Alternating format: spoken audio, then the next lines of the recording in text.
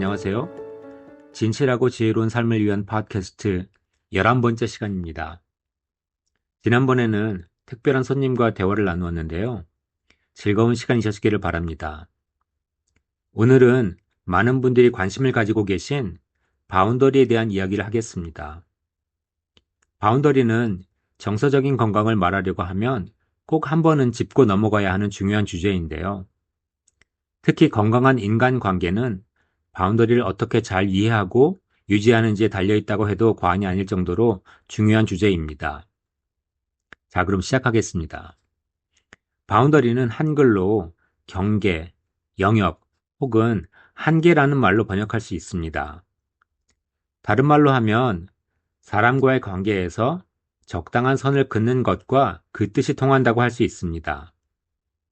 잘 아시겠지만 가족이나 친구 관계에서 적당한 거리를 유지하지 못하면 여러 가지 정서적인 어려움을 겪을 수가 있습니다. 누구나 주위에 눈치 없이 참견하고 이래라 저래라 하는 내 삶을 마음대로 하려고 하는 사람들이 있을 텐데요. 그럼 바운더리는 이런 사람들에게 내 삶의 경계선을 넘어오지 말라고 확실하게 경고하는 것일까요?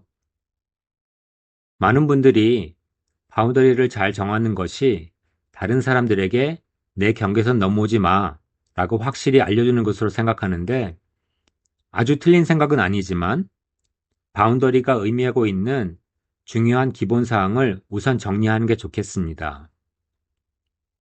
첫째로 건강한 바운더리를 만들고 유지하기 위해서는 나의 바운더리가 어디까지인지 정확히 알아야 합니다.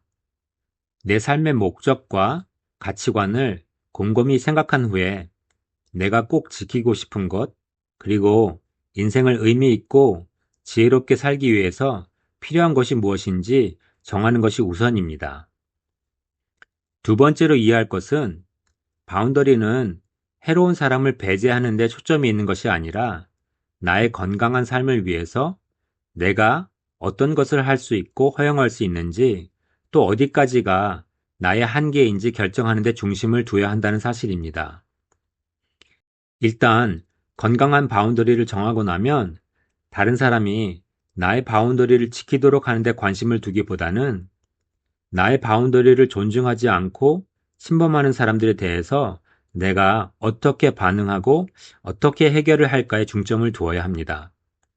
세 번째로 바운더리는 건강한 인간관계를 위해서 필요한 것이지 나만의 세계를 고집하면서 다른 모든 이들을 나의 규칙에 일률적으로 맞추는 것이 아니라는 것입니다.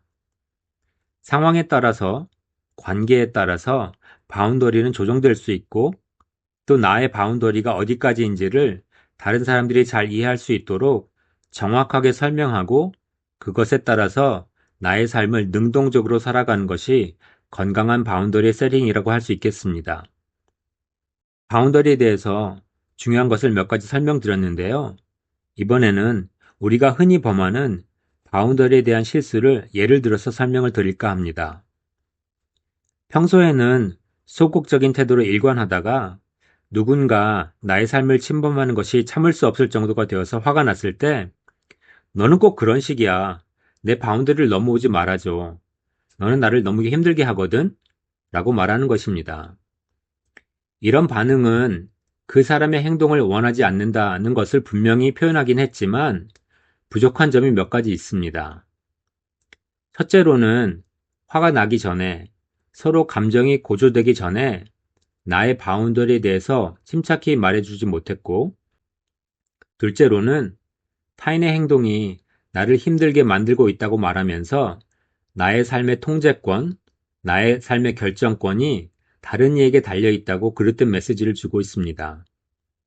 마지막으로 바운더리를 침범한 행동에 대한 구체적인 반응을 적절하게 표현하지 못했다는 데 있습니다. 상황에 따라서 다르긴 하겠지만 화가 치밀어 오르기 전에 이렇게 침착하게 말하면 어떨까요? 오늘은 하루 종일 힘든 일이 너무 많았어. 내가 오늘 좀 쉬고 싶네. 편한 옷으로 갈아입고 나서 30분만 쉬고 나서 우리 다시 얘기하면 안 될까? 분명히 30분 쉬고 나면 화가 난 상태에서 대화하는 것보다 훨씬 부드럽게 말할 수 있을 것입니다.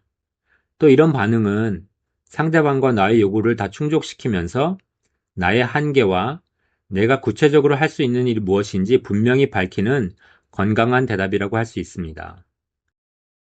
바운더리에 대해서는 여러 가지 정보가 온라인에도 많이 올라와 있는데요.